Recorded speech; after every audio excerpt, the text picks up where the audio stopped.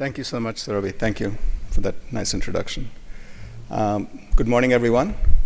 I know the topic is data protection, and particularly the DPDP Act and its implications on systems. So I'm going to try to give a little bit of my perspective, right? I mean, is the DPDP Act society's savior, or is it a reflector of society? And I have some slides which I'll kind of try to go through, and hopefully, please treat this, it's a relatively small group, so please treat this as very interactive. If anyone has any questions, either during the talk or after, by all means, just raise your hand, and I'll, try to give you a little bit of perspective here. So the DPDP law, I mean, essentially has three players in it, right? Three parties: the data principals, the data fiduciaries, and the data processors, right? As I'm sure many of you are aware, and if you're not aware, hopefully by the end of this day you will become aware. And of course, the main actor is the data principal, right? The data principal is the person whom this data is about, and the definition of what a person means is actually a legal term, which may not necessarily. It usually is an individual, but it could be something broader than an individual as well. But I wouldn't get into that. So I mean, what the DPDP law says is that the data principal's data and there's this wall, if you like, this blue wall between the data principal and the data fiduciary who wants the data, and the data processor who actually processes the data under the guidance of the fiduciary. But what the DPDP law is it creates a structured way of breaking that wall, right? So it says, based upon consent and purpose, there are ways of the principal providing the data to the fiduciary, allowing that fiduciary to use the data in a way that is consistent with the purpose. So there is this very strong definition of consent and purpose, and the users of the data are limited by the purpose that is provided. And of course, starting May 2027, this law is going to come into effect, in full force. I mean, and it'll be enforced. And there is this entity that's called the Data Protection Board, which we don't exactly know how it'll fully operate, but it is based upon complaints. It'll be responsive to complaints. It isn't a proactive board, so it responds to complaints. But it has the ability to put penalties of up to 250 crores, which is a significant amount, right? So far, a lot of the penalties are, maybe a few lakhs here and there. This is 250 crores, right? So we're talking some pretty stiff penalties and a very big stick, right? So the way this board operates, we don't exactly know, but this is something that is hanging out there. So what DPDP, so there's a letter of the DPDP law, right, which is that you have to obtain valid consent, you have to process only for the stated purpose, you have to erase data when the process ends, and you have to keep the data secure, right, while the data is in your possession, in the fiduciary's possession, or within the data processor's possession. But there's also the spirit of the law, right, which is, I think, a little bit. Hang on, just give me a second here. Okay. This is a slightly older presentation that I get. I modified the presentation a little bit, but the spirit of the law says that people should really understand the value of the data, right? We're not just trying to protect them, we're also trying to understand, hey, what are these protections? What rights do you have? And not just the value, but what rights do you have with respect to your data? The system should be working for the people, right? The people should come first. And we really want to create a balance between commercial interest and privacy, right? And I mean, there is a legitimate commercial interest in using data, and very often you can use data to help people. So you have to be able to use data, but you have to balance that against privacy, right? So the question is really, how do we do this? And this is where system developers, I mean, a lot of the people in your room really decide how this world operates, right? So there is the letter of the law, which I'm sure you will adhere to. But there is a spirit of the law, which I think is even more important, which I think you need to adhere to as you start developing systems.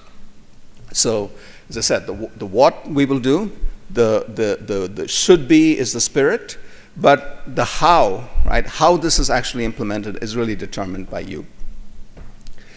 So let me kind of go through a few examples here, right? I mean, I'm just going to go through 3-4 examples where the spirit, the letter and the spirit are somewhat different, and how system developers can really play a role in making the letter more consistent with the spirit. So let's look at consent, right? So consent is absolutely an extremely important thing. And it says that anytime you do something with someone's data, or you get something, you get data, you have to get consent. And you have to get consent for a particular purpose, and consent must be explicitly given, right? So it cannot be implicit consent. Oh, you have to opt out. Opt out is not something you can do that is valid, that's consistent with the DPDP law. So there shouldn't be some implicit consent which the principal is not aware of. It has to be explicit consent, and it has to be something that is also revocable, and it is something where there has to be no ambiguity. But the problem is that how do you convey this? So you look at these two consent notices on two sides, right? On the left-hand side is what you might typically see today, right? I agree to use my email for marketing. Maybe that's already you've opted in for that. But then below it says, I agree to use my phone mail for marketing, and there's an option of opting in, opting out, and not opting in. Now, you can either present it in that very simple way, or visually you can present it in a different way, which is on the right, where you have essentially an indicator that there's something that you got to think very carefully about, right? So legally, both these notices are compliant. And both would be considered informed consent, but clearly the notice on the right, is a lot more indicative of the potential risks and the downside that you might have if you opt in. So particularly for people who are not necessarily digitally aware, presenting information in a more explicit way, right, indicating the risks both visually and in the way in which is clearly apparent, right, is something that I think something we should consider very carefully as we develop systems. So that's sort of a very simple example, right? Just the UI, the design of the UI can make a huge difference between the behavior of people and the understanding, in society of what the implications and the risks are. There are other things, right? So for example, this is another example of purpose bleed, right? So again, the spirit of the law says when you have to do something that's consistent with the purpose, right? You connect data, you have to do it in a way that's consistent with the purpose that the data was collected. So suppose you collect phone numbers with the purpose, the ostensible purpose of helping the customer with an order that the customer has made. So you want to give status updates on the order, you collect the phone number. That's perfectly legitimate. That sits with you for 6 months, and then 6 months later, the user doesn't seem to be very active, and then you say, well, let's send them a new version of the product. That's also helping them with the order. Let's send them a new version of the product, right? So there's this concept of purpose bleed, where the purpose is very explicit and initially, but then as time goes on, the purpose maybe morphs and changes. And that is something that I think we have to be aware of.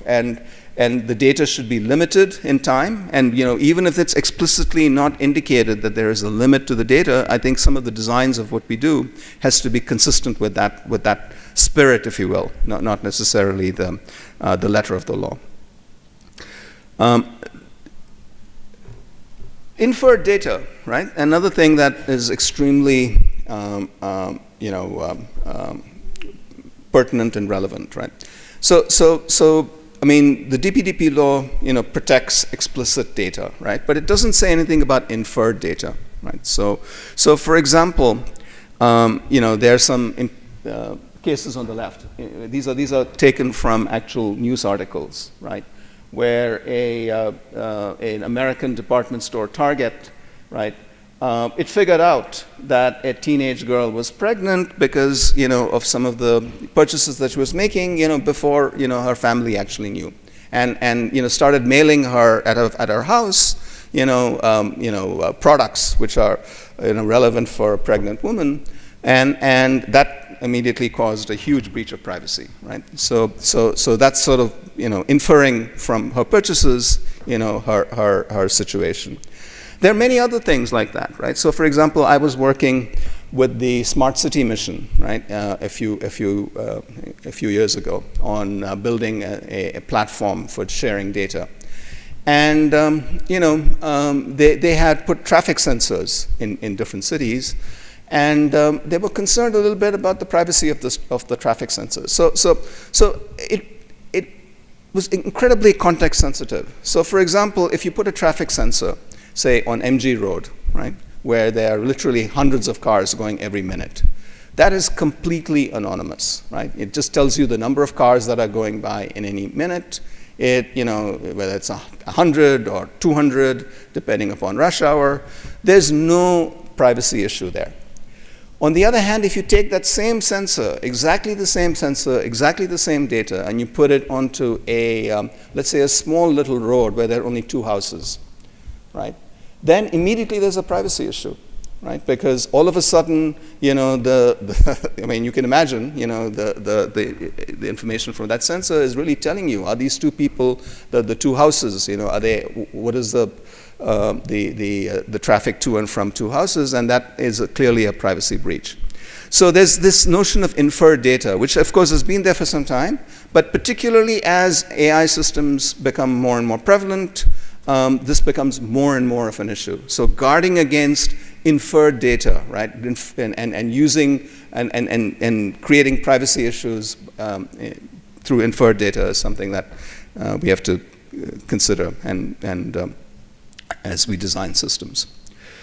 Another thing is the nature of anonymized data, right? So anonymized data is not covered by the DPDP law. So it says, look, if the data is anonymized, great.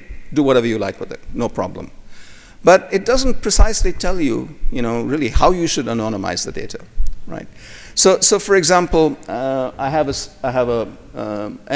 a situation here where you have a table with, let's say, some kind of health information, let's say, right? You have name, address, age, PIN code.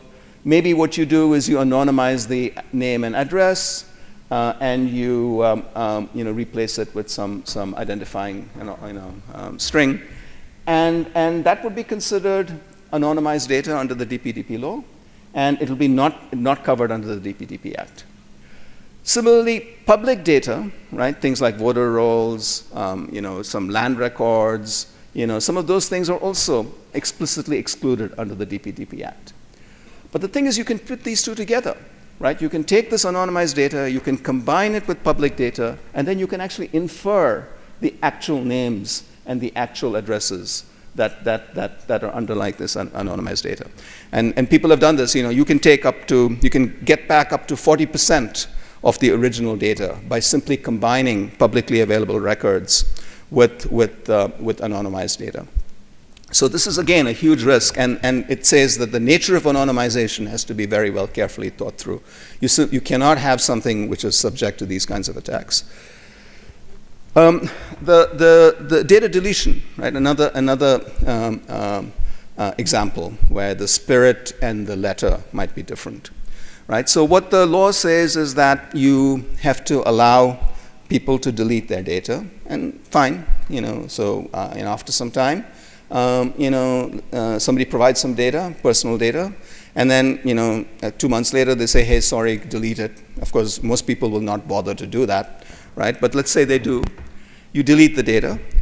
But then what happens if you have used that data in the meanwhile to, say, train a model, right? And then that model, in turn, right, maintains that data. So you might actually delete the data, but the model retains that. And that's actually in fact a cartoon that we found somewhere, where the predictive a predictive model, right, which predicts what your text is, has been trained, and will, you type in a few words, and then it'll automatically type it. It'll complete it with information that was previously that's supposed to be secret, right? But the model has been trained with that information, and consequently, you have a privacy exposure. Right? So there are examples like that. Similarly, aggregated data, aggregated statistics, right, is also not subject to the DPDP law, right? So you can take statistics and aggregate, and again, the question is, what is the threshold? If you take 5 people together, is that aggregate? Or if you take 500 people, is that aggregate? So again, there's imprecision and lack of clarity in terms of exactly what comprises aggregate statistics. But the question, of course, is that even if you do have aggregate statistics, large numbers of aggregate statistics, for example, you say, everyone living in this house is of a particular community, right, or a particular party affiliation, or something like that.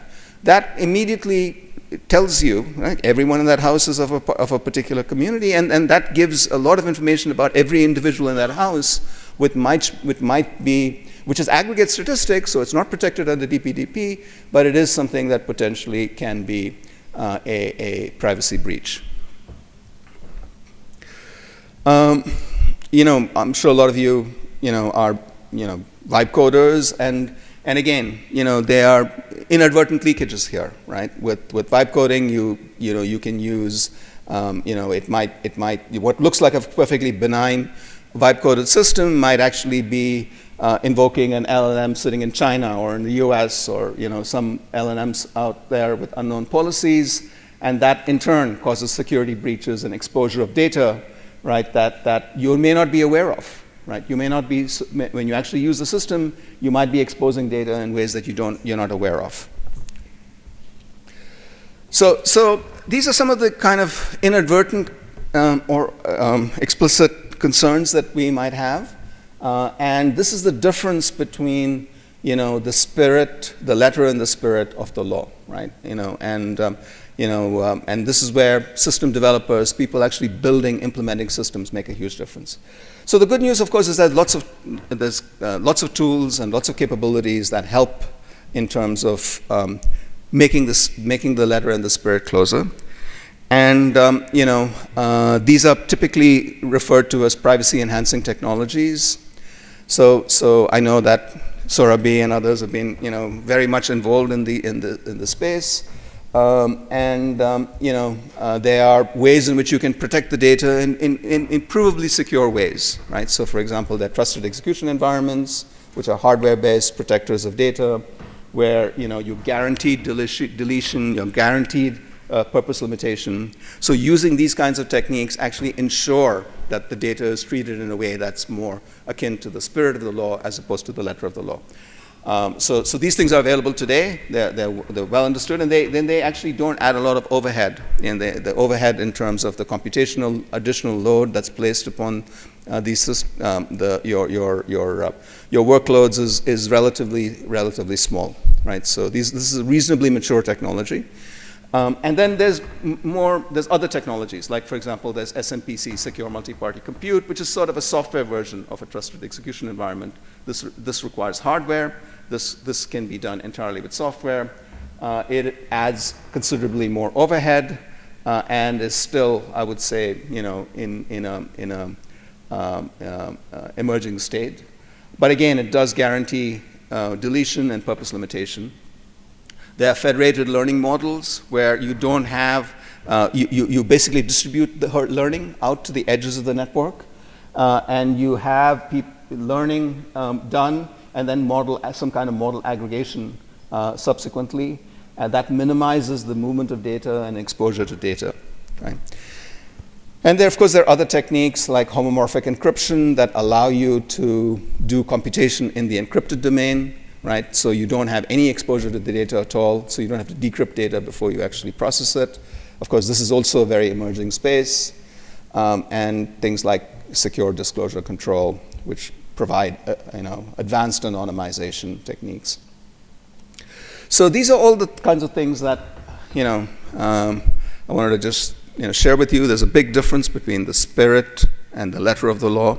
You can easily create systems which adhere to the letter, but I would suggest to you, try to create systems that actually adhere to the spirit, because that's really what we're trying to do. We're trying to empower our citizens with control over their data, with the ability to manage, much more effectively in a way that's understandable to a lay audience, manage their data and their lives.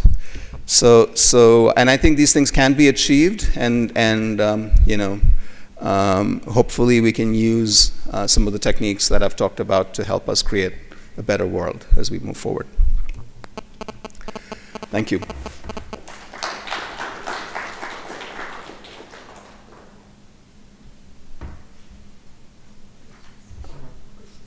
Any questions, or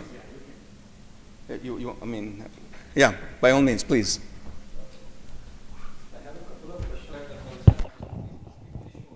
So our side also has another statement. Also we see that I agree to the terms of conditions, and you can read our privacy policy here, right? So all that thing has to be changed to these types of specific consents. Yeah. So the consent has to be specific. It has to be for a purpose, right? It has to state the purpose of the consent. I may ask multiple informations on my platform, right? Yeah. So I have to show every consent like this one, or I can just say this one, tick here and read those things, details there. So you're saying if you have to go through many, as part of what you're doing is you have to ask consent repeatedly. You have to each time ask for purpose. You have to go through an explicit consent, or is this consent that you get initially adequate for the entire interaction? Is that your question? I mean, you can ask for consent once, and you can then, have. No. My question was, let's say you mentioned two things, right? That I agree to my phone number, I agree to my email, right? Yeah. So I had to show two actions for the user. Yes. Now, if I need multiple information or the multiple consent, like for his multiple data, I need multiple consents, right? So if I show all those ticks and all this fun, right, user may leave my platform. He will find it very distracting to, keep ticking. So what should I do in that case? Yeah, I don't know. Anyone wants to take a crack at that? You were shaking your head. Maybe you can answer the question. See, this will necessarily, because in the current scenario, what you're saying sounds true, that user will leave your platform, but because this is a law, the other platform also has to offer the same setup. So the creativity of you as a platform would come how conveniently you offer it, but there is no choice of not offering, because the other competitor will also be doing the same. So if you onboard a bank, if you go and open a savings account in one bank versus another bank, the process may be cumbersome because the law means like that, but all the banks offer the same similar process. So there's no, so to say, business challenge there. But practically it is not happening, because everybody is not it's doing not it. happening because the law is not in force. So that's what the whole earnest effort here is to let that come into practice in the country. Well, why don't we talk a little bit later and offline, right? I think Probably this is a more kind of detailed discussion. Yeah. Anything else short? Yeah. I'm sorry. Yeah. Gather some data from public. Yeah. In some data, then you aggregate and found like voter poll and all. One slide was there.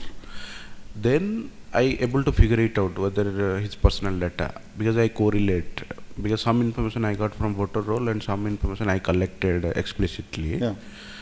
Then you said there is a dilemma. I did not understood that part, whether it is compliant to DPDP or it is not compliant to DPDP. They have to follow the DPDP rules or not. Sorry, I didn't catch the question. See, there is a slide. If you go to the slide, and the voter poll and aggregation of This one? Which one? exempted from. No, he gathered electoral election. No, not election. Let's say I take your voter ID from an event because I want to verify your identity. So identity, I have to ask government ID. So I noted your voter ID or Aadhaar ID. Then I will go to my public portal Not updating. I go to government site. I got my public because I can find out that public information of his because voter ID I can figure out what it is. Then I'm aggregating those. I train it into a model. You are liable by DPDP that will cover in the next session. I'm liable to DPDP, right? Not exempted, right? But I saw. I'll tell you what. Let's kind of have some of the more detailed discussion okay. offline. If election commission does, does, probably then it's we want to okay. get on with the program, right? So, Everybody. okay. Last question. Yeah. Yes, sir. So we saw a slide where the data erasing part is kind of mandatory, but in technical terms there is nothing called as a data erasing. I mean, there is no way to erase it. It remains, but we actually skip that part. So what does data deletion actually mean? Exactly. Yeah. These are good questions. I mean, I don't have any magic answer, but that is part of the law, right? The law says that you have to have some mechanism for deletion, which means you have to probably show good faith, right? I mean, a lot of these things are based upon reasonable attempts, right? So I think this is the way, for example, GDPR, right? In Europe there are precedents there, right? And we can look at what GDPR is doing, what people who are, that's a much more established law. And that also has a deletion mandate, right? A very, very strong deletion mandate. And, various, providers have, complied with that. So we can look at what they did and use that as a model, right? But I mean, you're right. I mean, some of these things are. Yeah, there are still ways to get it back, right? Like we can unerase the data. We have algorithms to bring it back. Yeah. All right. Thank you. Okay. Thank you so much. Thank you.